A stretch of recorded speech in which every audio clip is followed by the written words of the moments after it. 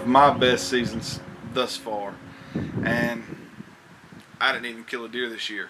I spent a lot of time behind the camera trying to film hunts, and probably my favorite hunt of the year, I went to Bethany, Missouri with my boy Matt King. Matt kills big deer. He's known for it, and it's always fun to go and hunt with someone who understands the behavior of these animals the way Matt does. He's just really good at what he does. And Matt is pro staff for Lockdown Outdoors, who, as you probably know, one of our sponsors. And on this trip to Bethany, Missouri, as normal, Jamie Wilhite hooked us up with some of Lockdown's best scents. One of the things we wanted to do while we were there was test out the synthetic doe heat. A lot of states have turned to a synthetic blend being the only thing legal to hunt with due to chronic wasting disease.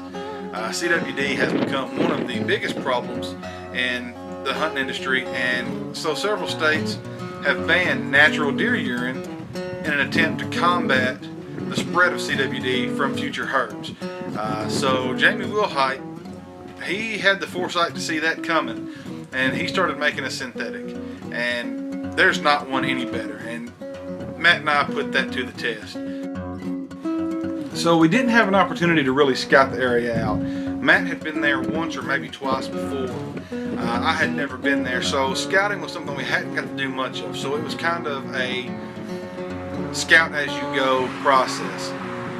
So we go in, we originally set up inside a little finger of trees, and there was a ton of sign. There were rubs and scrapes everywhere, but as we sat and hunted, we realized that the deer movement wasn't in there, at least not during the day. The deer were coming in from a different angle, and we had to adjust. So Matt and I went and sat on the edge of a cornfield, a cut cornfield, and one of the first things Matt did was make a mock scrape using that synthetic doe heat by Lockdown. And let me tell you, it worked like a charm. We had a good solid 8-point. I would guess around 140, but he was a solid deer. He worked right to it, but he did put on a show for us. He put on an absolute clinic. We got to watch him work all the way around the field, freshening up scrapes, and just to see the way he behaved, it's not something you get to see every day. The deer came in just like he was supposed to. When we originally started talking about getting ready for a shot, he'd come into about 50 yards. And to a lot of hunters, 50 yards is a fair shot. To us, most of the time, it's a fair shot. It's not one we like to take, but it's one we're comfortable with.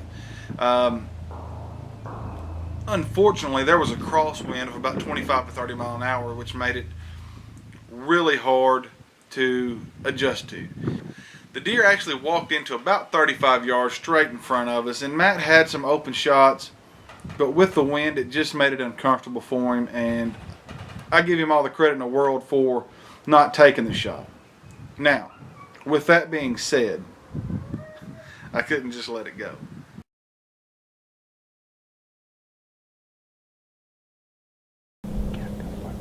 Check that. Matt King is officially known for not taking shots. End the discussion. I'm cold and I'm hungry. He ain't taking shots. It was like 110-inch deer. I quit. Like 120, okay, maybe. 130. I quit. 130.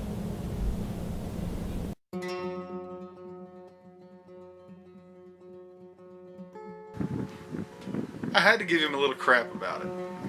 You know, I had to make him feel like he had messed up by not taking the shot, because that's just who I am. And me and Matt being buddies, I feel confident he would have given me the same courtesy.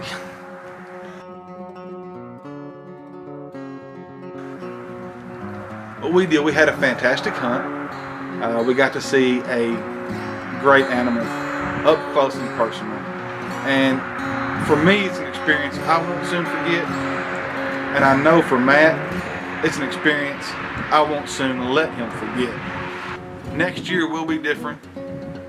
Next year, we're bringing home bone, no doubt about it.